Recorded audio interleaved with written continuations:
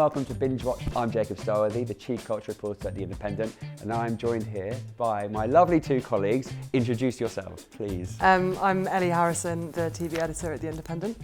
And I'm Annabel, Nugent, a features writer at The Independent. So it's Christmas, well, in a few weeks. Is it a case of like when the TV comes on, you don't want to watch it because you're sick of... Oh no, I love Christmas Do TV. you? I love having the TV on when like in the background, you know, when you're just relaxing, like in between like the hectic parts of Christmas. I feel like that's a really nice break. We were talking, weren't you saying that Christmas telly was banned in your house? Shame my mum here, she's watching, I'm sorry. Yeah, mum, I want to watch TV on Christmas Day. It's a no TV on Christmas Day house, which is, it's just mute like Christmas songs, but the fifth time you've heard Jonah Louis, Stop the Cavalry. What, even nighttime? Totally banned? Yeah, we play games, yeah. Oh, yeah, fair pure enough. family bonding, Yeah. unrelenting family Yeah, it's a lot, but because all year round, watch a lot of film and TV. That's true. It's actually quite nice to have the reprieve. So we've got questions here that people have sent in that I'm going to ask you both. Chime in as and when. There are some hard-hitting questions here. So, what are the must-stream shows this Christmas? So there's The Crown. Oh, Part 2, which is, well, coming out tomorrow. And that's it, finito. Yeah, that's it. I think maybe it's time for it to Yeah, end. people will be happy to see the end of it, I think. The Crown doesn't ask existential questions of itself. Perhaps it should. Oh, I think you've been watching this as well, Murder at the End of the World? Oh, yeah. Yeah. Is that the Emma Corrin one? Yeah. On Disney Plus, Really yeah. With Harris Dickinson, yeah. And Clive Owen. Just love Clive. Yeah, he's like an evil English billionaire, Yeah. and it's just very, very perfect You casting. know what's really funny is in the beginning of the show, there's because he's a billionaire and they show him like that he's got all this like wealth and like influence, and there's a picture of him with Obama. That is a real photo that when I interviewed Clive Owen, he showed me on his phone because he was so excited that it had happened. So And he showed it funny to over Obama. me. So he'd obviously supplied it for the show, and then he was like, the best thing about that photo, he asked me for a selfie. Obama asked Clive Owen for a selfie. Amazing. Well, we'll have to fact check that. Yeah, I was like, did he? Did he know? Welcome. It's so exciting to see you all here. That's a great show though, and very set in like a snowy kind of in the middle of nowhere. Yeah, it's in like, Iceland, isn't Iceland. it? Yeah. Yeah, that makes sense. At the end It's of the only world. Antarctica, but it's at the end of the world. Proper cozy vibes, like Yeah. but like tense as well. Like good one. Yeah. Good shout that. Thanks. No, I've been jumping like out of my literal skin. When I watch it with my boyfriend, he's like, I'm not actually that scared, but watching it with you is a nightmare because like, the whole house basically shakes. But yeah, it's great. And yeah, Emma Corrin plays an amateur sleuth basically, yeah, who's invited away to this remote house in Iceland, and then people just start dropping like flies and she has to solve, well, she's trying to solve the murders. I get the sense that a bit like Knives Out with Daniel Craig, that this could be like the start of another like that Franchise. character, the Darby Yeah. character could carry on. I saw someone saying like this is what Knives Out 2 should have been, basically, and yeah, I think that was weak. Would it have been better not to go? May I throw one in there that I've been watching, and any old chance to plug it, is the Lazarus Project. Oh yeah, Oh, yeah, I your love favourite. this show. It's like time loop. I mean, I'm a sucker for a time loop, but it's just like literally no scene is wasted. Like, it doesn't take a breath. And it's 2 series now, and this on Sky Atlantic, so now. And it's Papa Essiedu, Angelina Mahindra, Caroline Quentin, the National Treasure herself. Really, really, really brilliant. Like if you're into your time loop stuff, action. It's a perfect watch for Christmas. Festive? In no way. In no way. You okay? Yeah. Yeah, I like just picking out a show, a kind of cozy-ish one, and I think I'm going to do Reservation Dogs. Oh, I love I haven't got around to Reservation watching Dogs. You love it? Oh, It's Is this so the good. Kiwi show? Yeah, and Yeah. I think Taika Taika Waititi, who I'm not a big fan of, but he produces it, doesn't This he? is so good, yeah. Yeah, I it's watched so good. half of season 1 and I'm like, saving that for Christmas. Honestly, yeah. It's one of the best shows that I've seen for a long time, I think. It's set on like a reservation about Native American teenagers, and it's just, I think I did it for one of my Hidden Gems one. Ah, so it's on stuck in the Disney head. Plus, and it's just really funny, but like heartwarming, and it's thought-provoking, and just, it's just everything The that big you want. three. The big three. It's the perfect show. You're good thieves, best in town. Oh, thank you. It is a small town. Leads us on to the next question very nicely. And it's a biggie.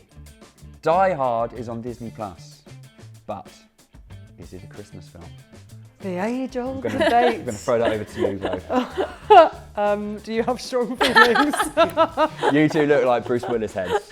If ever I saw two people who were Bruce Willis heads, it's you two. I think it could be, you know. I mean, what is a Christmas film other than a film that is set at Christmas? And this one fits the bill. And I love Die Hard. Yeah, because he's saving off his Christmas party that's under attack, right? Yeah. Like Exactly they right. mention that it's Christmas like multiple times in the film. It's Christmas, Theo. It's the time of miracles. I know what you mean. I'm like a bit like what you were saying earlier. Like I'm into kind of the slightly subversive Christmas movie. Like I don't see why everything like kind of has to be like the Love Actually like effect.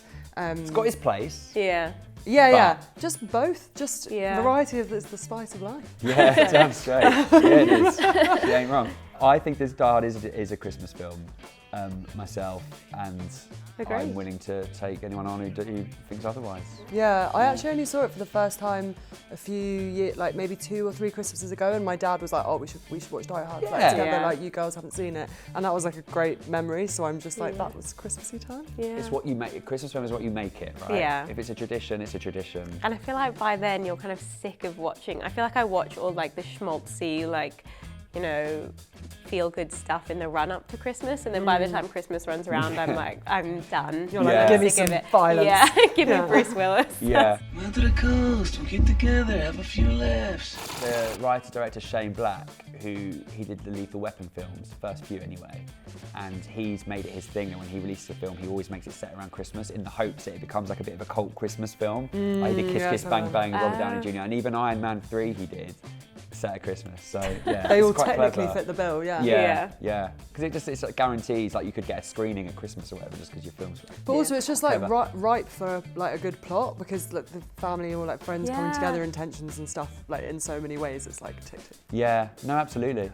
If we write a film, we've got to say that Christmas. I'm starting to get a bad feeling up here. Merry Christmas. Here's a really big one, and it leads on nicely again. What is your all-time favourite Christmas film? I think we've all probably got an answer to give here. Mine is The Grinch. I love rewatched The it Grinch. last Friday. Oh, it's so good. I think like every time I watch it, like Jim Carrey is so funny. The Jim Carrey one. I was gonna say which Oh one. yeah, yeah. like Cindy Lou Who, and it's I just love the setting of it, and like all the costumes are amazing, and it's like the dog. There's just Max. it makes me it just makes me feel so happy, and Yeah. Jim Carrey is like career high. I'm willing to So go good. there. Like how does he make his like face do all those things? The I think it might have won an Oscar for production design or something. Oh, or it costume. should have. Or Should or have won makeup. them One all. of them. Best picture. But I love that The Grinch is an Oscar. Because they do in the Jim Carrey one. Like it's all actual decoration and Exactly. costume. Yeah. There's not just what the new version was, which was just like loads of CGI and Yeah, stuff. no, it's it's- like it's you all- actually are creating in a Wes Anderson almost kind of way like that world. Yeah. It's like a bygone cool. era, that. Yeah. Like now they would just like throw money at it into computer, CGI it And up. it's funny because it doesn't seem like dated. Like I watch it every year, and every year I'm like, this is the best Yeah. movie. It's joyful and triumphant. What's your favourite Christmas film? I don't know where you can watch it, but you probably do. It's Yes, Elf. go. It's just so funny. Like everything from the way he basically tries to very over-enthusiastically wave at like grumpy New Yorkers in the street, like him getting the elevator and doing the splits by accident. Like James Caan as like Will Ferrell's evil dad is just like R.I.P. James Caan is just spot on. I just love that film. I don't know if it's basic, but it brings me a lot of joy. Mine's Christmas Muppet Christmas Carol, which is everyone's favourite. So that is like the ultimate basic choice. But I stand like by the point that you say Jim Carrey's career high is The Grinch. Michael Caine's is the Muppet Christmas Carol. And I think he would agree.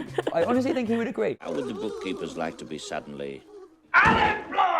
Like, there's so many funny stories about him being in that film and just acting like he was acting opposite like Shakespearean actors.